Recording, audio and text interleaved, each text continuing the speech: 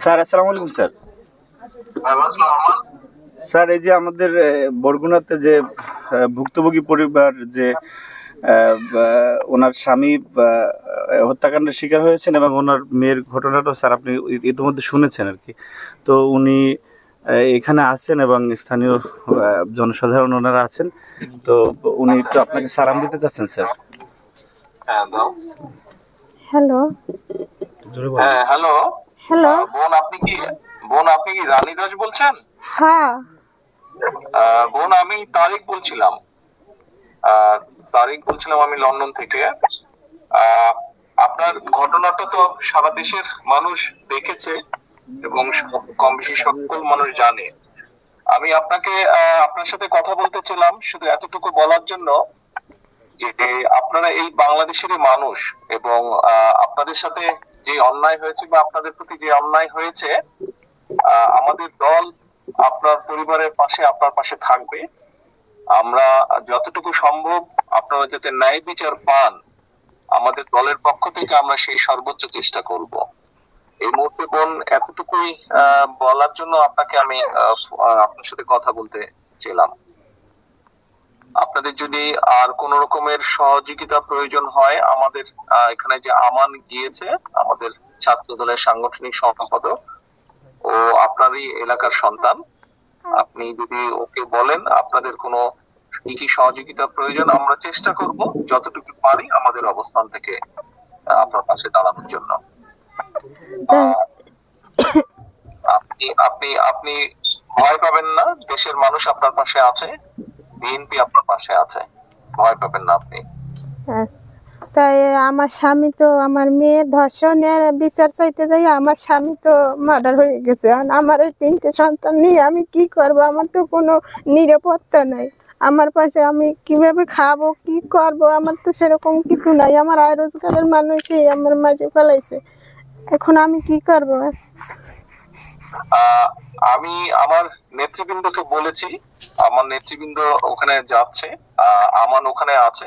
আমরা আরো আমাদের দলের সিনিয়র নেতা, মানে আরো বড় নেতাদেরকে আমরা বলেছি আপনার সাথে যাবে, কথা বলবে এবং আপনার কি কি সহযোগিতা প্রয়োজন আমাদেরকে বলবেন। কতটুকু পারবো জানি না, তবে আমরা অবশ্যই চেষ্টা করব আপনার পাশে দাঁড়াতে এবং আপনি যাতে আপনার প্রতি যাতে আইনের শাসন আপনি পান, যাতে আপনি ন্যায় বিচার পান, সেজন্য আমাদের দলের যারা উকিল আছেন, লয়ার আছেন যারা, তাদেরকে আমরা সেইভাবেই নির্দেশনা দেব যাতে আইনগতভাবে আপনাকে সহযোগিতা করে।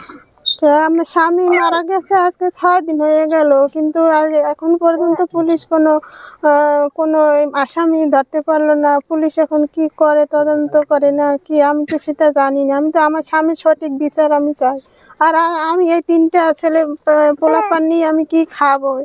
আপনারা আমার পাশে থাকবেন। এরপর আমার তো কোনো পরিবর্তন নাই, আমার কোনো কিছু নাই, আমি কি করব? আপনি টেনশন করবেন না, আমরা একটা দেখি আপনার জন্য আমরা কি ব্যবস্থা করতে পারি। আপনি বাচ্চাদেরকে নিয়ে যে টেনশনে আছেন, ইনশাআল্লাহ আমরা একটা ব্যবস্থা নিশ্চয়ই করব আপনার জন্য, টেনশন করেন না আপনি।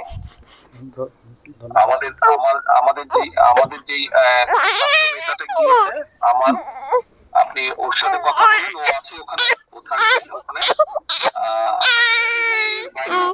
আমি আপনাদেরকে বলেছি, তারাও আপনার সাথে যাবে।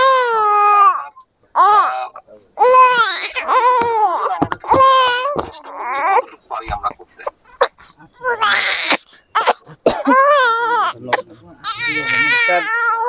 উনি আমরা এখানে আছি স্যার।